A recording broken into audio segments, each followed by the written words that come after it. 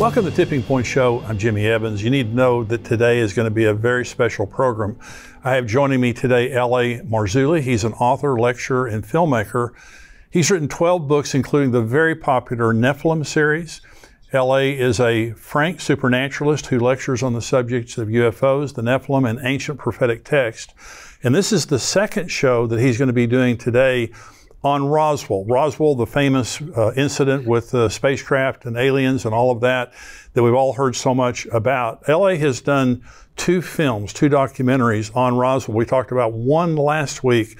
We're going to be talking about the other one here today. L.A., thank you for joining me today. Great to be here, Jimmy. Thanks for having me on. Well, I'm just fascinated by this. Last week was just fascinating, and you've done 2 films. One, the first is called Exoneration. And we talked about that last time when you were talking about Jesse Marcel and how there he is right there. Yeah, there it is. And want everybody to get that, and you can stream that. We're going to give you the addresses here in just a minute. But Exoneration, the second, is called The Debris Field. Now, this is fascinating. So a lot of us have seen specials on TV, for years about Roswell. And they have this debris field, there was a cover-up that said this was a weather balloon, which it was not, and you document that in your first one. Okay, so then you went actually to the debris field. Talk about that. So we hired a guy. There's a tour group there, and you can hire the van, and I think it's like $75 or whatever it is, and it's like a 2-hour tour. And the guy drives you around in the van, shows you all the parts. Well, this is boots on the ground. This is what this guy does for a living. So we hired the entire van for the 2 hours. So we took all the seats, and we had Gil Zimmerman, my business partner, James Peterson was there. He's our sound guy. So, and then myself, and we're running around with this guy, and he's telling us, right over there is where the Marcel house was, and there's Glenn Dennis, the funerary home. And so now, well, what's that building over there? Well, that's, in fact, let me back up. In the very beginning of that film, I am standing where the gate to the 509th bombing group used to be. And we show that, what it looked like in 1947. I'm standing there. It's just like, it's unbelievable. You can see by my face, it's like, whee! It's incredible. So I'm standing there, and that's the intro to the film. And then we show, different clips. So that was sort of our starting point. And then we went to the place that used to be the hospital where the bodies were taken. There's nothing there. It's all raised. It's just a dirt field. Okay, but we were there, and I talk a little bit there. Yeah. Then we go by Hangar 84. And Hangar 84 is where the wreckage and the bodies were kept. And they were flown from there to Wright-Patterson Field. How do we know that? Multiple witnesses that come on the record over the decades. Most of them deathbed confessions, most of them. And the reason for this is people are so burdened with the fact that they're keeping something that they can't tell another soul, and they know they're going to die, and they just spill the beans. Who cares? Yeah. I'm dying anyway. I don't care if you kill me. I'm going to die in 3 weeks or a month, whatever. So they spill the beans. And I've learned over the years, Jimmy, that unless you press, and I've been doing this for a while, and decades actually, and unless you press the initiative, unless you go for it, you got to grab the gusto. You got to grab the gusto. So yeah, we pray for the Lord's favor, and it is the Lord's favor. He's opening doors for us. There's no doubt. So when we're at Hangar 84, and it's exactly the way it was in 47. Now they've done upgrades and blah, blah, blah, but the hangar is still there. The exact hangar that was there in 1947. Chain link fence goes around it. You can't go in there. So we're filming on the other side of the chain link fence, and I see this guy smoking a cigarette on the other side in Hangar 84, on the outside of Hangar 84, on the other side of the chain link fence, smoking a cigarette. So I go running up to him and go, hey, man, look, we're from a small film company. We're from California. Is there any chance we can get in and film inside Hangar 84? So he says, yeah, come around to the front. So I'm like running like this, to the front of the building. Gil's got the camera's jiggling. Everybody's running to the front. Next shot, we're inside. We've just met Bull, who is the commander-in-chief of the base at that thing. He's like the overseer of it, the manager of it. And you can see that I'm in the foyer. And there's gates, there's doors that are there. I'm on the phone with Bull, and I go like this. to the camera, and he's coming down. So he comes down 20 minutes later. We speak with him. Next thing you know, we're inside. We're not in the foyer with the locked, magnetic door. We're in the corridor. We show that, and we make a right turn, and we're in the conference room. Bull's sitting at the head of a table, and he's holding court. I'm asking him questions. All that's in the film. And then I go, hey, wow. Can we take a look inside the hangar? He goes, sure, come on. It's like, so we walk in the hangar 84, and I'm like this. I'm just like, I'm like a kid in a candy store, because I've seen Hangar 84 since I was a kid in other documentaries. Here we are, and there's a huge plane in there. They're dismantling it and they're doing all this stuff. And I mean, I'm just sitting there just dumbfounded. We're in Hangar 84, and this is where the wreckage was taken. How do we know? Walter G. Haught, in a deathbed affidavit, an affidavit that he did legally, with people present, witnesses present, that wasn't going to be opened up until the time of his death. After that, it became public. You can go on the internet and just type in Walter Haught, H-A-U-T, deathbed affidavit. It will come right up. You can read it for yourself. Haught is in Hangar 84. The wreckage is there. The disc is there. The bodies are under a tarp. Bo, who's the manager of the commander of Hangar 84, took us into the back room. In the back room, he said, well, there's legend and lore that this is where the autopsies may have been performed. It's a very small room. It's possible, but we don't know. Then we've got Colonel Hill. When we talked about this last time, Colonel Hill was OSS, forerunner of the CIA.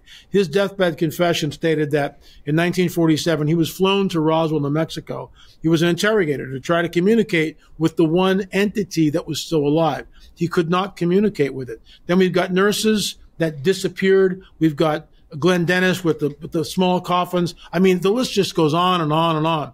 Jesse Marcel Sr., who we talked about, never saw the bodies, but other people did. Walter G. Haught stated in a deathbed affidavit that he saw the bodies.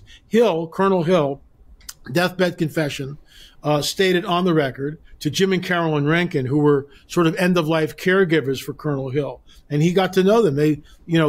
Carolyn would go in and speak with him like every day. That's what she did. And then sell off his possessions and give the money to wherever, he wanted to bequeath it to.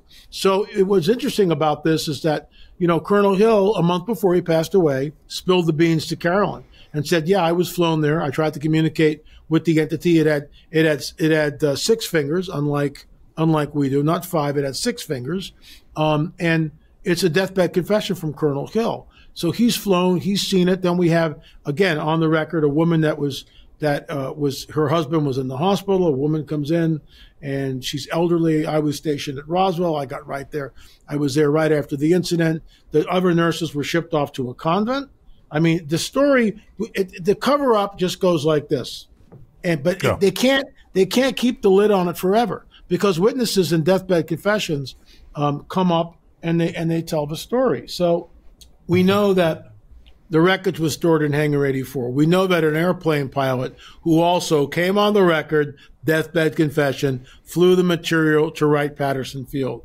This is not in the film, but I had a man or a woman come up to me who was active at Wright-Patterson Field.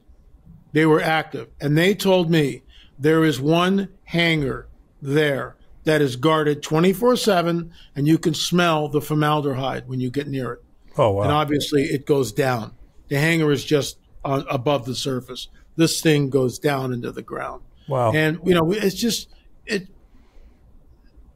they can't keep the kibosh on it forever. Right. And this is why in 2017, when Commander David Fravor came on the record on Tucker Carlson's show and stated that whatever this was not of this earth. Why would he say that?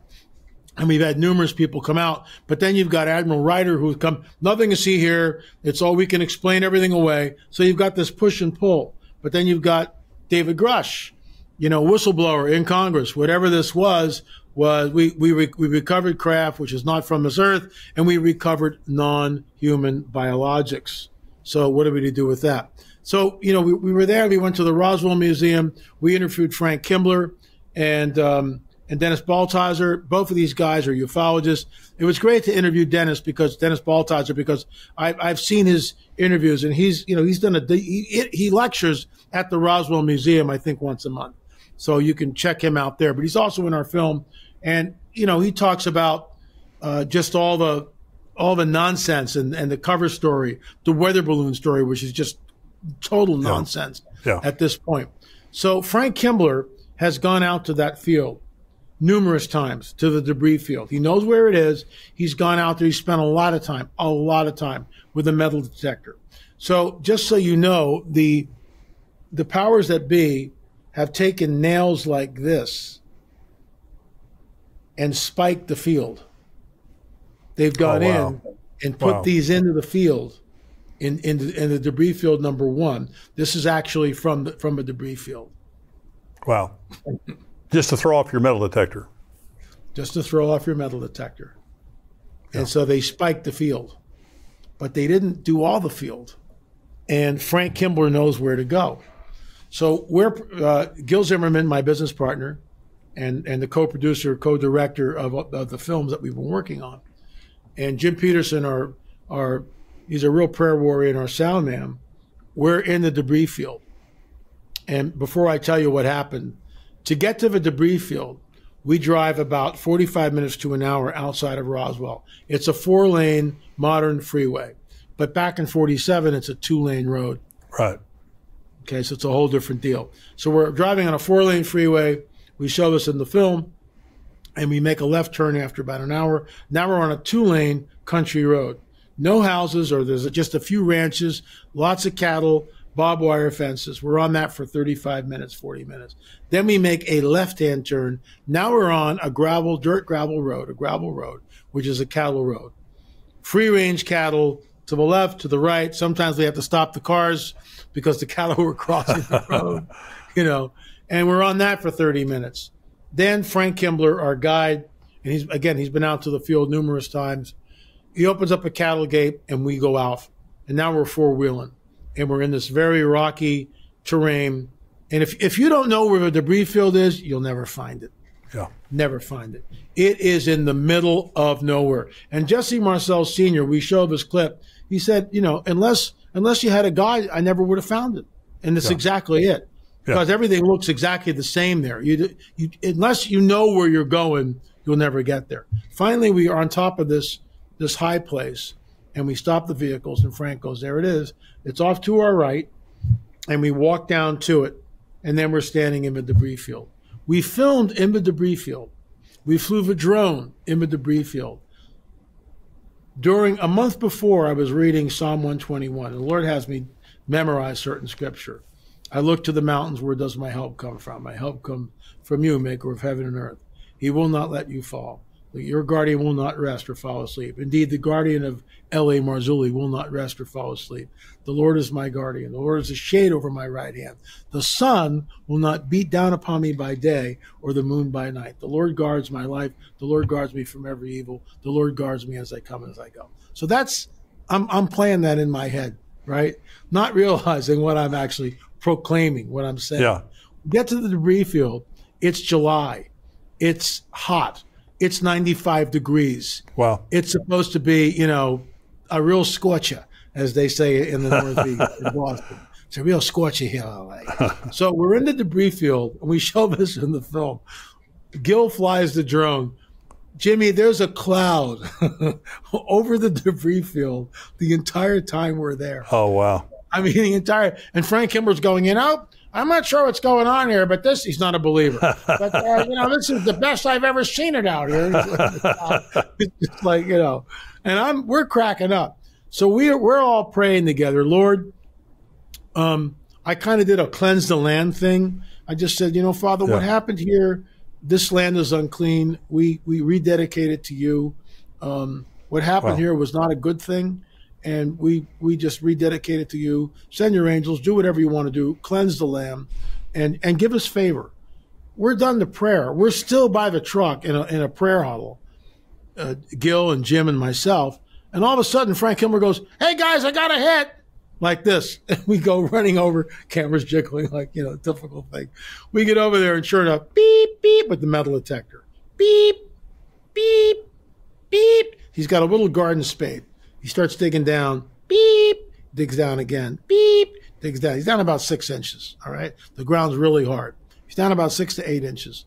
So now we've got a pile of dirt, and that's where the object is. And so he starts sifting it. He takes some of the dirt in his hand. Here's the metal detector. Doesn't go off. Puts the dirt here. Takes another pile of dirt. Goes like this. Beep. It goes off. Now he takes it and he sifts it.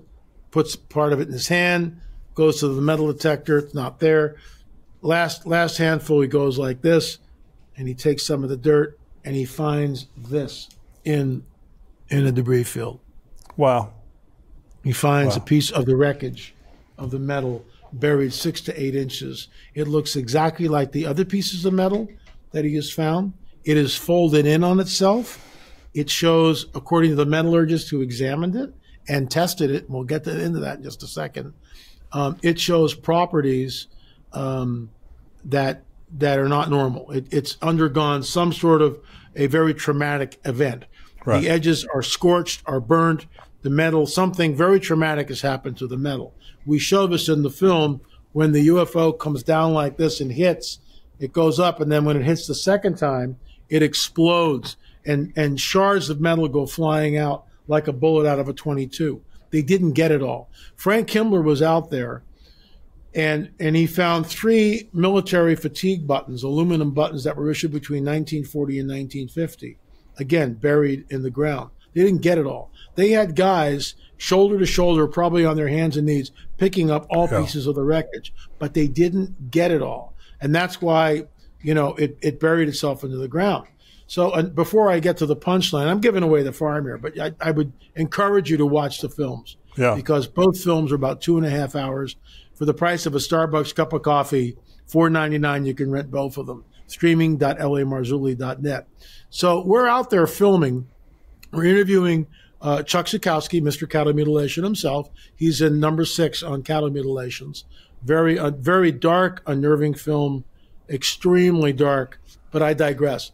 So we're there with Chuck and Frank and the film crew, and I'm interviewing these guys about Roswell, and we're talking all things Roswell. Well, the batteries in our cameras are full. They're 100% charged, right? All of a sudden, the batteries go from 100% down to 0. Jimmy, I've seen this before. Down in Silistani, near Lake Titicaca in Peru and Bolivia border, right? We're at Silistani, these huge towers. Chase Klotsky, who's a ufologist, had all these gadgetries, Gauss meters and all this stuff, fully charged batteries. She walks into one of the circle ruins, just the foundation. Just like that, all the batteries get drained. Just like that. Wow. She goes back down, changes the batteries, goes back in the circle, just like that. Once again, happened twice. I've seen this before, and this is what happens. They mess with, and they can do this with the electrical current. When we took out the implant, which is a whole other film in our Watchers series, right? And I allude to this. We're the only Christian ministry to take out an implant from an abductee. So for those of you out there who believe that there's no physicality to the subject, think again. That's why we're out in the field. This guy was abducted. He was implanted when he was 5 years old. 5 years old, and we removed the implant. That's a whole other show, Jimmy. And I've seen that. It's fascinating. Yeah. I saw that. Yeah. And we go in there to take out the implant, and we can't find it. Where 2 weeks prior to that, our Dr. Matriciani took the ultrasound wand and was going like this and found it within a minute. Found it instantly. Oh, there's the implant. We'll see in 2 weeks. We'll take it out. For an hour and 20 minutes, we can't find the implant. Holy Spirit taps me on the shoulder. LA, you need to take authority over this and do it now. See, we have authority as believers. That's right. If we're in a situation with a bunch of unbelievers, we don't ask permission. We just do what we need to do. The Holy Spirit just told me, take authority, and I did. And I said, okay, I'm in a room full of non-believers, except for my late business partner, Richard Shaw. And I go, this is going to sound weird, but I'm going to pray, and I'm going to do it now. I did not ask their permission. I don't need their permission. I just prayed. Father, if there are forces that are cloaking this device, I pray that you would break that force and do it soon. Jimmy, in less than a minute, the implant appears on the ultrasound machine monitor. That's amazing. And it comes from way back here like this. And everybody goes, what's that? And Dr. Matriciani goes, that's the implant. And then he proceeds to take his ultrasound wand and go like this and tap in and look at it, trying to figure out, why is it working now? We know why it's working now. You bet. And this is what they do. They can mess with the electrical grid, which is often why you see UFOs over wires, high tension wires. They get the energy from this in some way, shape, or form, and we don't have all the information on that. But so all the batteries were drained in the debris field. So, Frank Kimball's out there. He finds the piece of metal, which I showed you, just like that. Right. And we found 2 pieces of metal. He says, we've never found 2 pieces. It's the first time in 12 years since any of this is on film. It's on film. I'm boasting. We're the only Christian ministry to actually go to the debris field and find pieces of the wreckage after 76 years, 77 years. And the metal was tested at 2 independent labs. Both metallurgists said, whatever this is, first of all, it's not an exact match. So we have nothing that matches this material exactly. But the metal is closest to an aluminum alloy, the 7000 series, but the isotopic ratio is not the same. It's not an exact match, but it's as close as we have it. Here's where it gets interesting. That metal was not invented till 1953. Wow. Roswell happened in 1947. What's that little fragment doing in the debris field? What's it doing there, folks? Yeah. Buried 6 to 8 inches below the ground. And the isotopic ratios are not the same. It's from this. Yes. Craft not from this world. That's what it's from. Thank you for joining us. If you're a subscriber to endtimes.com, thank you. If you're not, go to endtimes.com, $7 a month. You get the entire Tipping Point show without commercials, plus all the other podcasts we do, all the other articles we have. We have breaking news to keep you up to date with everything happening around the world. $7 a month, it's a bargain. You can't find a better bargain than that for the information that we give about the things that are happening in the world. Thank you for being a subscriber, and thank you for giving here to endtimes.com. You can go on endtimes.com. There's a donate button there. You can give a recurring gift. You can give a one-time gift. Many of you are giving to the ministry above your subscription. Some of you are giving and you're not even subscribers. Thank you for helping us build this ministry, because we have a big vision for taking this around the world, reaching more people with the gospel and with this message of hope and encouragement for the end time. So thank you for all of that, for joining me today. We'll see you next time. God bless you.